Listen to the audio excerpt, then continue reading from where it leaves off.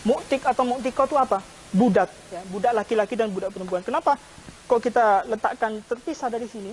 Ya karena zaman sekarang juga tidak ada yang namanya budak ya. Tapi dalam ilmu mawaris juga tetap dibahas ya.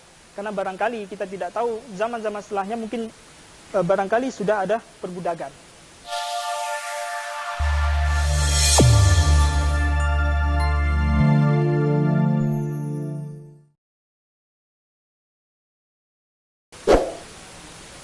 Bismillahirrahmanirrahim. Alhamdulillah. Wassalatu wassalamu ala rasulillah wa ala alihi wa ashabihi wa man tabi'ahu bi ihsanin ila yaumiddin, amma ba'du. Baik, pemirsa yang dirahmati oleh Allah Subhanahu wa taala. Alhamdulillah, kita dipertemukan kembali dalam pertemuan yang kedua. Pertemuan pertama kita sudah membahas tentang 10 komponen atau mabadi dalam mempelajari suatu ilmu yang harus kita ketahui, yang dimana 10 komponen tersebut kalau kita mereview sedikit atau mengulang sedikit, yaitu yang pertama adalah seperti yang dijelaskan pertemuan pertama, yaitu inna mabadi'a kulli fannin asyarah, ya, setiap disiplin ilmu mempunyai 10 komponen yang perlu diketahui bagi thalabul ilmi. Yang pertama apa itu? Al-haddu, yaitu definisi. Ya, definisi itu apa definisi ilmu mawaris itu? Di sini tidak akan berpanjang atau berlama-lama di situ. Kita sudah tahu semuanya definisi ilmu mawaris, ya bagaimana cara membagikan harta secara Islami kepada ahli waris tersebut. Yang kedua, setelah al-haddu wal maudu. Wal maudu. Apa itu maudu? Itu adalah ruang lingkup atau objek daripada ilmu mawaris itu apa? Ya, objeknya adalah harta waris, harta mewaris atau harta daripada si mayit. Itu yang kedua. Al-haddu wal maudu'u tsumma thamarah, yaitu apa faedah daripada kita mempelajari suatu ilmu tersebut. Dalam hal ini, dalam ilmu mawaris adalah faedah dalam mempelajari ilmu mawaris tentu sangat banyak, seperti yang sudah dijelaskan pada pertemuan pertama. Salah satunya yang terpenting adalah bagaimana kita menyelesaikan persengketaan yang terjadi di dalam sebuah keluarga yang saling memperebutkan harta waris daripada si mayit. Kemudian yang keempat, al-haddu wal maudu' tsumma thamarah wa fatluhu, keutamaan. Ya, keutamaan apa kita dalam belajar ilmu mawaris? Keutamanya sudah digambarkan oleh Umar bin Khattab, yang dimana beliau mengatakan ta'allamul faraid kama tata'allamuna al-Qur'an, yaitu mempelajari ilmu faraid sebagaimana juga kalian mempelajari ilmu Al-Qur'an. Artinya apa? Umar bin Khattab sangat menjajarkan antara ilmu Al-Qur'an dengan ilmu faraid. Wa fatluhu, kemudian wa nisbatun atau wa nisbatu, nisbah atau ilmu mawaris ini masuk dalam ilmu apa? Apakah ilmu fikih, ilmu akidah, ilmu tafsir, ilmu hadis? Tentu ilmu mawaris ini masuk dalam ilmu fikih. Namun sebagian para ulama mengatakan ilmu mawaris ini sudah menjadi ilmu yang mustakil, yang berdiri sendiri. Makanya disebut dengan ilmu faraid atau ilmu mawaris. Kemudian wal wadi', ya, peletak dasar daripada ilmu mawaris ini siapa? Kalau kita melihat peletak dasar ilmu usul fikih misalkan Imam Syafi'i, peletak dasar ilmu nahwu itu adalah Abul Aswad Ad-Du'ali, ya. Kemudian ilmu mawaris siapa ini yang menjadi peletak dasar ilmunya? Ternyata bukan manusia. Kalau kita melihat ilmu-ilmu yang lain, ilmu hadis, ilmu tafsir, ilmu fikih dan yang sudah disebutkan, bukan manusia, bukan ulama yang menjadikan peletak dasar ilmu mawaris. Itu siapa? Allah langsung Subhanahu wa taala. Yang sudah dijelaskan di awal-awal surah An-Nisa, menjelaskan bagaimana Allah membagikan secara pasti, secara angka-angka yang sudah pasti, yang sudah tidak bisa ditafsirkan kembali. Sehingga kalau dikatakan siapa dasar peletak ilmu mawaris itu adalah Allah Subhanahu wa taala. Itu menjadikan kenapa ilmu ini sangat penting. Allah langsung yang menjadi peletaknya. Wal wadi, wal ismu, ya, isim atau nama. Nama ilmu mawaris ini sangat banyak, ya. Kalau yang kita ketahui ilmu mawaris ini disebut dengan ilmu mawaris, ya karena ilmu mewariskan, saling mewarisi antara mayit dengan ahli warisnya. Disebut dengan ilmu faraid. Kenapa dinamakan dengan ilmu faraid? Karena ilmu ini berkenaan dengan ashabul furud, yaitu orang-orang yang berhak mendapatkan furud, kewajiban. Mana sih ahli waris yang mempunyai berhak wajib untuk mendapatkan ilmu mawaris itu? Dan furud ini sudah jelas, seperti misalkan setengah, ya, 2/3, 1/8 dan lain sebagainya. Itulah kenapa disebutkan dengan ilmu faraid. Kemudian selanjutnya juga disebut dengan ilmu tirkah. Ilmu tirkah yaitu ilmu apa yang ditinggalkan, harta yang ditinggalkan oleh si mayit kepada ahli warisnya. Banyak sekali nama-nama daripada ilmu mawaris ini. Apa hikmahnya sih? Mengapa disiplin satu ilmu ini mempunyai banyak nama? Kalau Syekh Ali Jum'ah mengatakan bahwasanya orang Arab, ya, ketika dia mengagungkan sesuatu atau takut kepada sesuatu, pasti sesuatu itu mempunyai banyak nama. Ya. Karena itu Allah Subhanahu wa taala mengenalkan dirinya kepada manusia, ya, dengan berbagai macam banyak nama. Ya, 99 kalau kita Asmaul Husna. Bahkan para ulama juga mengatakan lebih dan tidak terbatas hanya pada 99. Menunjukkan bahwasanya Allah Subhanahu wa taala merupakan zat yang sangat agung dan ditakuti oleh umat Islam. Hikmah juga kalau kita mencari, Al-Quran juga mempunyai banyak nama. Disebut dengan Al-Dzikr, ya, Al-Furqan, Al-Kitab, At-Tanzil, ya. Menunjukkan apa? Menunjukkan hal tersebut merupakan Al-Quran itu merupakan sesuatu yang sangat agung. Ya. Begitu juga dengan bulan Ramadan, Syahrul Ramadan. Bukan hanya disebut dengan bulan Ramadan, tapi juga disebut dengan Syahrul Maghfirah, Syahrul Tarbiyah, ya, bulan di mana kita mendidik diri kita untuk menjadi orang yang bertakwa. Syahrul Mubarak, Syahrul Quran, dan syahrul-syahrul yang lain menunjukkan bahwasanya bulan tersebut merupakan sesuatu yang sangat agung. Begitu juga ilmu mawaris mempunyai beberapa nama menunjukkan ilmu tersebut merupakan sesuatu ilmu yang agung dan perlu kita ketahui. Walismu, kemudian al-istindad, ya, merujuk kemana dasar ilmu ini yang diambil dari mana? Apakah perkataan orang Arab atau bagaimana? Di sini al-istindad, ya, yang diambil daripada ilmu mawaris tentu adalah dari Allah Subhanahu wa taala, dari hadis Rasulullah SAW dan sebagian daripada ijtihad para ulama. Walismul istindad, hukum syari, hukum mempelajari ilmu mawaris itu apa? Ya, tentunya di sini adalah fardu kifayah, bukan fardu ain. Kemudian masailun, permasalahan-permasalahan apa yang ada di dalam ilmu mawaris? Banyak sekali, ada asobah, kemudian ada takharuj, kemudian ada haji mahjub dan lain sebagainya yang nanti kita akan pelajari. Kemudian beliau dalam akhir nazmnya mengatakan fal ba'du bil ba'di iktafa. Barang siapa yang mengetahui tidak 10 komponen ini, mungkin hanya 5 atau 3, maka iktafa, kata beliau, cukup, sudah cukup. Yang terpenting kalau kita ingin mempelajari satu ilmu, dasarnya apa? 10 komponen tadi, kalau kita hanya mengetahui misalkan ta'rifnya, al-haddu, atau kemudian tamrohnya, faidahnya, atau keutamanya, hukum belajar ilmu tersebut, itu sudah cukup, kata beliau. Fal ba'du bil ba'di iktafa, wa man darul jami'a haza syarafa, kata beliau. Tapi kalau kita mengetahui 10 komponen tersebut, maka itu merupakan, kita akan mendapatkan syarafa, kemuliaan dari Allah Subhanahu wa taala, karena mengetahui 10 komponen penting sebelum kita mempelajari satu disiplin ilmu. Pemirsa yang dimuliakan oleh Allah Subhanahu wa taala, kemudian kita juga kemarin sudah membahas tentang 4 keutamaan, 4 alasan mengapa kita mempelajari ilmu waris, tidak perlu diulang, bisa melihat video sebelumnya. Kemudian kita masuk kepada sekarang sebuah metode yang kita untuk mengenal, ya, mengenal ashabul waris, ya, orang-orang yang berhak untuk mendapatkan ilmu waris.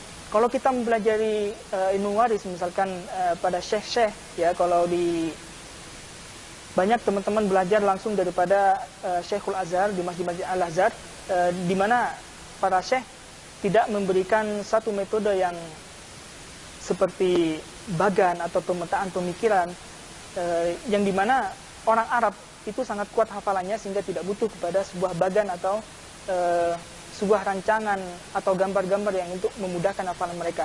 Tapi kita sebagai Indonesia, karena hafalan kita lemah, ya, walaupun memang sebagian mempunyai hafalan yang kuat, tapi secara umum orang Indonesia itu lemah hafalannya, maka dibutuhkan suatu metode yang dimana metode ini sudah sangat teruji. Mengapa sangat teruji? Metode ini sangat laku. Kalau misalkan di fakultas syariah, biasanya di Al-Azhar, di Universitas Al-Azhar, biasanya kami dan para teman-teman mengajarkan sebelum ujian itu, biasanya yang sudah semester 6, 7, itu belajar ilmu waris dengan metode yang sudah kami pelajari, yang dimana itu sangat bermanfaat untuk memahami ilmu mawaris sebelum masuk kepada kitabnya langsung. Begitu juga kami juga mempunyai pengalaman juga mengajarkan kepada mahasiswa atau mahasiswi Malaysia, yang dimana mereka butuh kepada pemahaman ilmu mawaris, tetapi mereka susah ketika langsung terjun kepada kitab, maka kami mempunyai metode, sehingga metode itu memudahkan mereka dalam memahami satu ilmu ini. Pemirsa yang dimuliakan oleh Allah Subhanahu wa taala, langkah ya dalam mengenal ilmu mawaris atau dalam mengenal ashabul furud, orang-orang yang wajib untuk mendapatkan hak warisan daripada si mayit, itu ada 5 langkah yang akan saya tulis di papan ini. Mengapa saya harus menulis di papan seperti ini? Karena ini juga merupakan masuk terhadap metode atau bagian daripada metode dalam kita memudahkan dalam menghafal. Maka bagi para pemirsa atau penyimak video ini, jangan menulis dulu atau mencatat. Pahami dulu apa yang menjadi langkah-langkah itu, sehingga akan memudahkan dalam memahami. Langkah-langkah ini juga tidak sembarangan ya, tidak sembarangan ditulis, dirancang dan lain sebagainya, sehingga ini akan mempengaruhi nanti ke depannya bagaimana cara membagikan harta waris.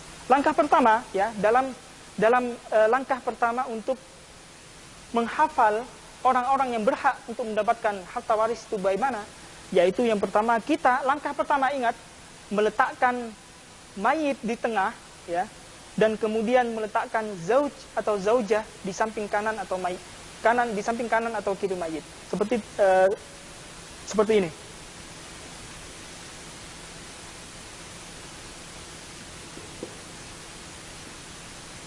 Mayitun ya, mayitun atau mayitah. Mayitun, langkah pertama apa saya katakan tadi, mayitun, kemudian kita meletakkan zauj, saya katakan di samping kiri ya, di samping kiri saya, dan di samping kanan, di samping kiri saya, di samping kanan saya. Langkah pertama adalah meletakkan mayit, zauj di samping kiri, dan zaujah di samping kanan.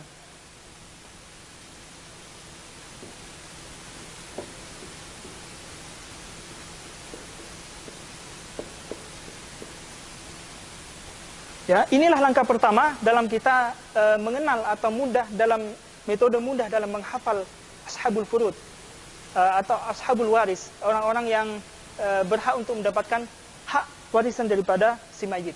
Yang pertama apa langkahnya? Menuliskan mayit di tengah dan sebelah kiri zauj dan sebelah kanan zaujah. Ya, hafalkan itu yang pertama. Langkah pertama adalah menuliskan mayit, zauj dan zaujah. Tidak boleh kita meletakkan penulisan zauj dulu, ya. Tapi adalah yang diletakkan pertama dalam menulis adalah mayit. Ya. Tidak boleh zauj, kemudian zaujah, kemudian mayit. Begitu juga tidak boleh menulis zaujah atau zauj, kemudian mayit. Yang pertama itu adalah mayit. Yang kedua adalah zauj, yang ketiga adalah zaujah. Ini langkah pertama, ya. Langkah kedua, ingat, langkah kedua itu adalah meletakkan atau menulis daripada anak-anak daripada si mayit. Ya, kalau kita melihat anak-anak si mayit ada ibn dan bintun. Kemudian ibn dan bintu ibn. Ini langkah kedua. Ingat, langkah pertama adalah meletakkan mayit, kemudian zauj dan zaujah di samping kiri dan kanan mayit. Itu langkah pertama. Langkah kedua adalah meletakkan semua anak dan anak cucu mayit di bawah mayit. Ya. Ibn, bintun, ibn, ya, ibnu ibnin, atau disingkat ibn atau bintu ibn. Ya. Tidak boleh kita langsung mengacak di bawah mayit langsung ditulis ibn, ya, atau bintu ibn. Tidak boleh. Ya.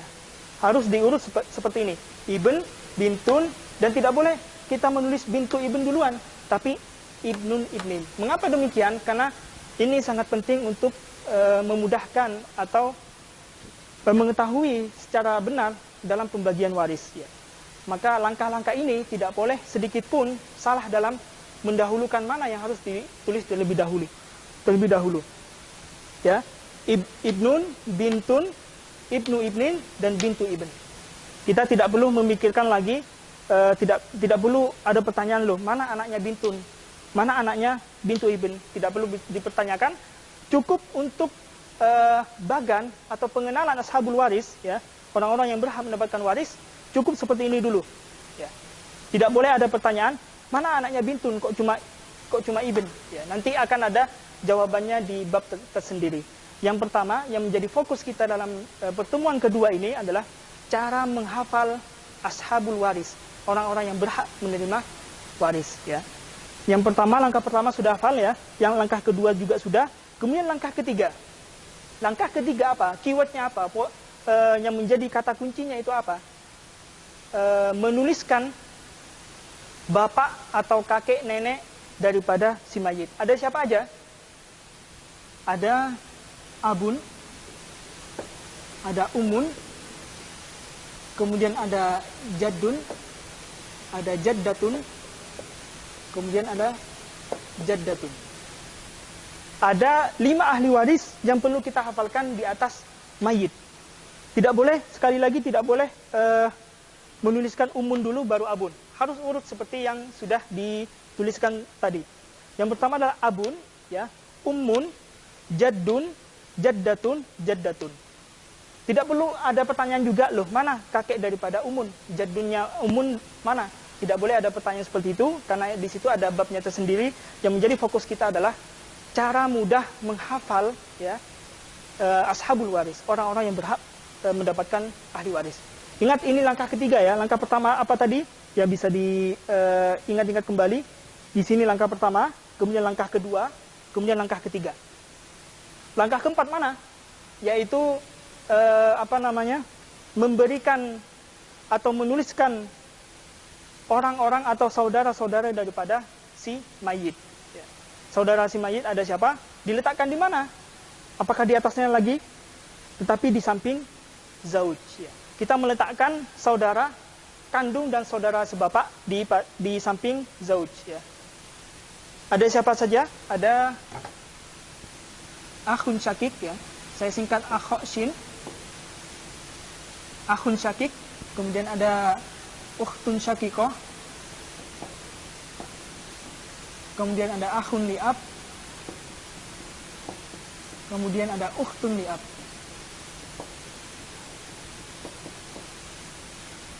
Ada ukhtun li'ab. Kemudian kita meletakkan saudara seibu, ya, di samping mana? Di samping zaujah. Ada siapa saja? Ada akhun li'um dan ada ukhtun li'um.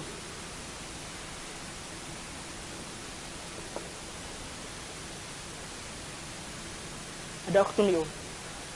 Jadi langkah ketiga ya. Langkah pertama tadi adalah meletakkan mayit, kemudian di samping kanan dan kiri ada zauj dan zaujah.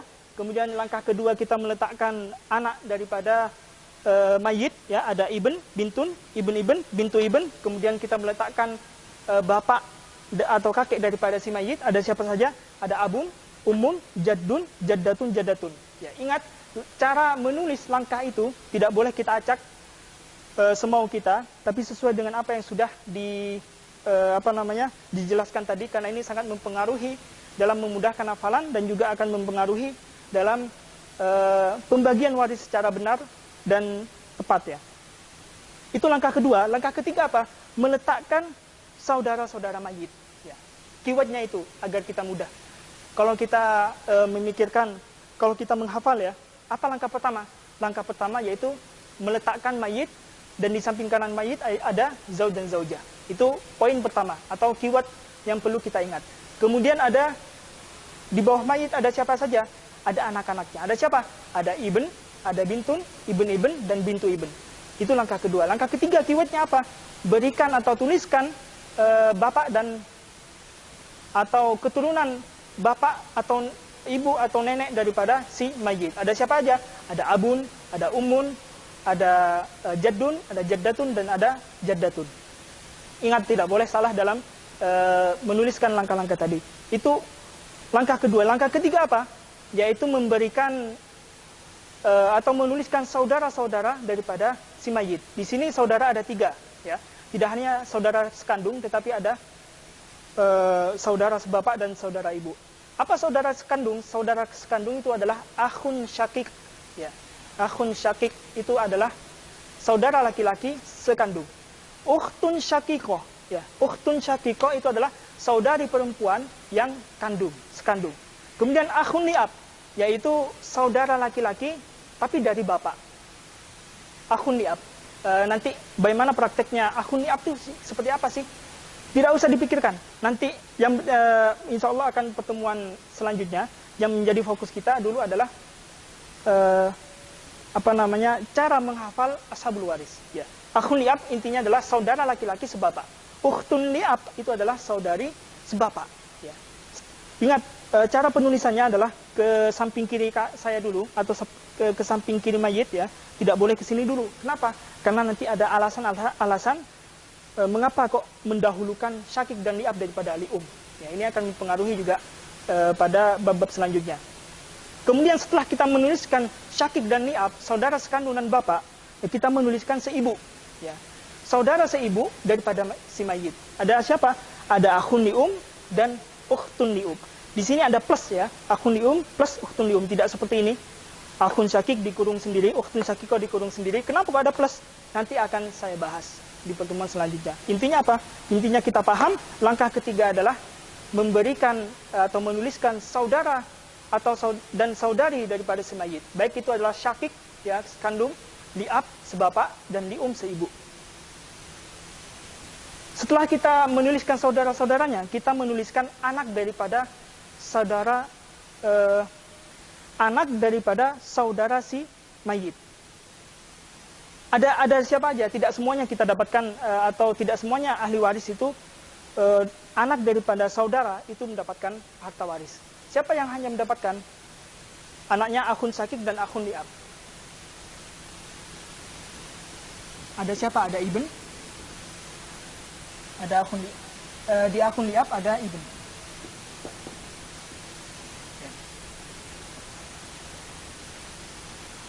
Kita tidak perlu bertanya mengapa di akhun lium itu tidak mendapatkan ibn.